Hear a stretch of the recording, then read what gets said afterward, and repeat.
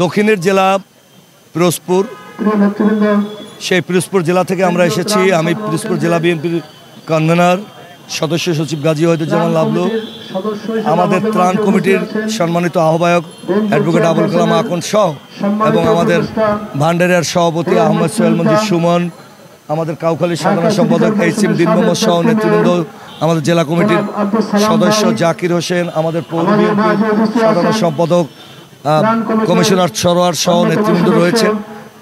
আমরা মূলত অতি সামান্য একটি অংশ আজকে দিয়েছি, যেহেতু দেশনায়কের নির্দেশনা অনুযায়ী আমরা টাকা তুলেছি ইতিমধ্যেই।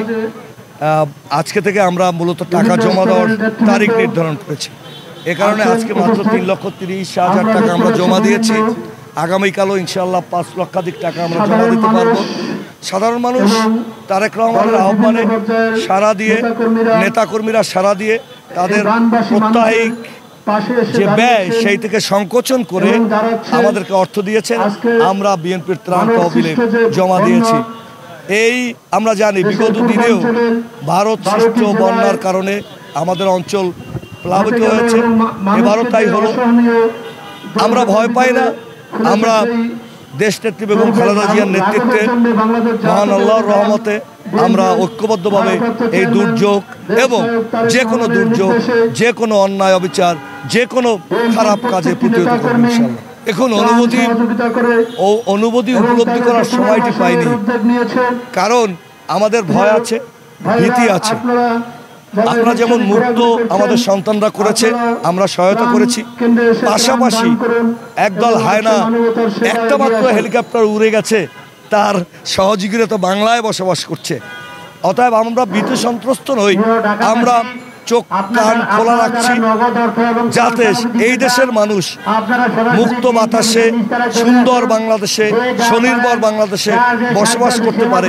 এ কারণে আমরা চোখ নাক কান খোলা রাখছি এবং আমরা রাজপথে আছি। আমরা ধৈর্য ধরেছি 5 তারিখ থেকে। আমরা যদি আমাদের নেতা ধৈর্য ধরার নির্দেশ না দিত, আমাদের উপর যে অত্যাচার হয়েছে, এখানে একটা মানুষ 3-4 বার 5টা জেল আসামি হয় নাই, এরকম কোনো মামলা নেই। আমার শরীরে ঘা, তার শরীরে ঘা, তার মতো সিনিয়র মানুষও অপদস্থ, অপমানিত হয়েছে। সকল মানুষ এর শরীরে হাত পা ভাঙা। তাহলে এর প্রতিশোধ যদি নিতাম, তাহলে তো অনেক কিছু হয়ে যেত। ধৈর্য ধারণ আমাদের নেতা জিয়াউর রহমান শিখিয়েছেন এবং তার সন্তান তারেক রহমান আমাদের ধৈর্য ধরতে বলেছেন। আমরাও আমাদের নেতাকর্মীদের ধৈর্য ধরতে বলি।